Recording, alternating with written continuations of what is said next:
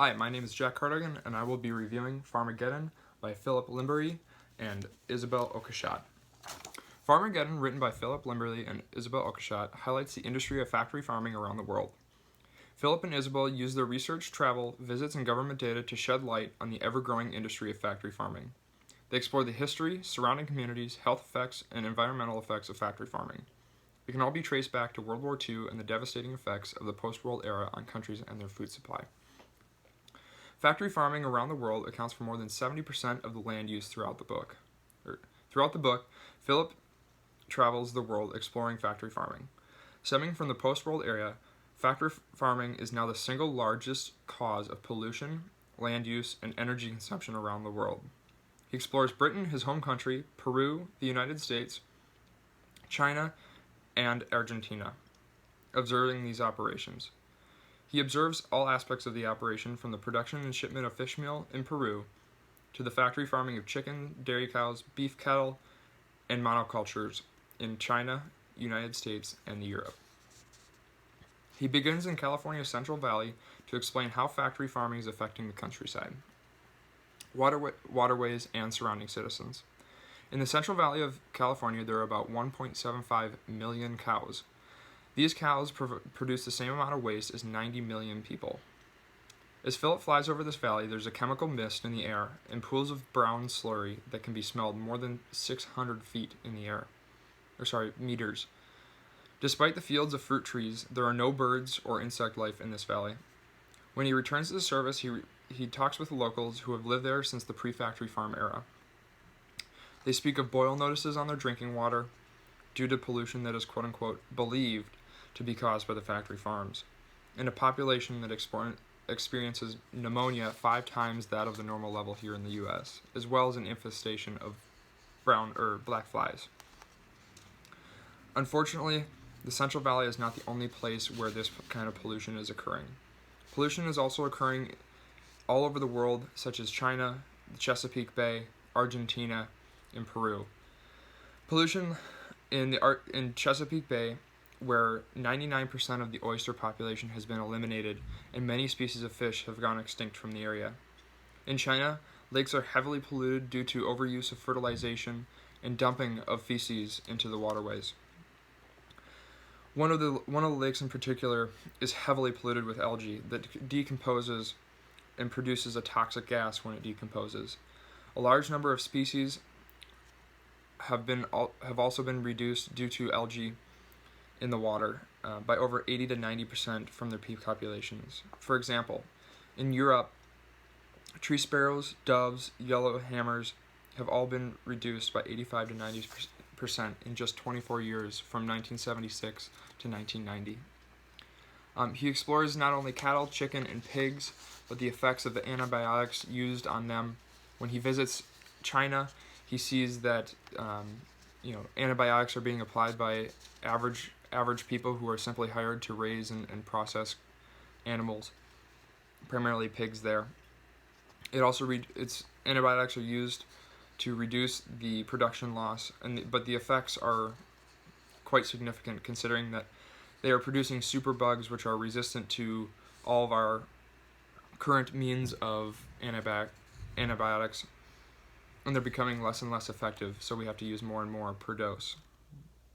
Humans are also being affected in the sense that our current methods of treating bacteria with antibiotics are becoming much less productive.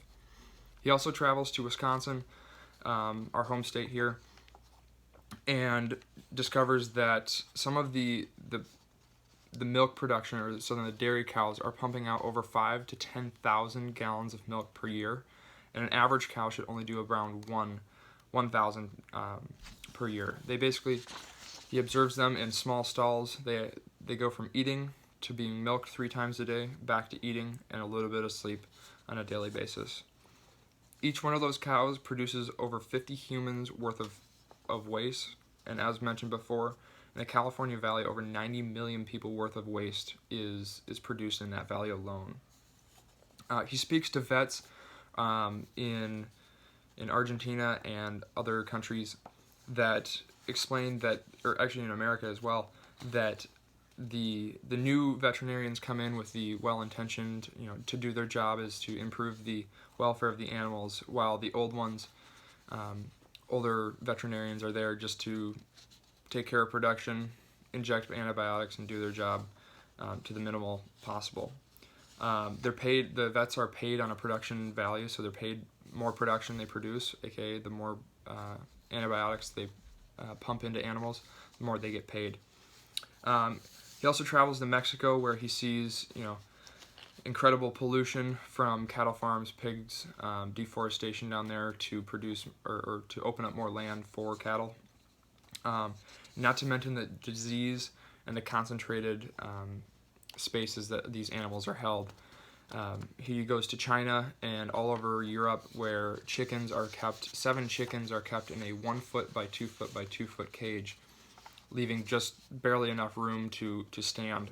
And they can hardly stand. They have dramatic, they lose their feathers. They have welts on them from rubbing up against the cage or other chickens on a daily basis. He travels to China, where he sees pigs that aren't, when they're artificially inseminated, they basically sit in a small cage, lay down for 6-7 months at a time before they produce the piglets. He also travels to mass fishing farms that are producing havoc, and he searches or goes through the environmental effects of factory farming or fishing as well.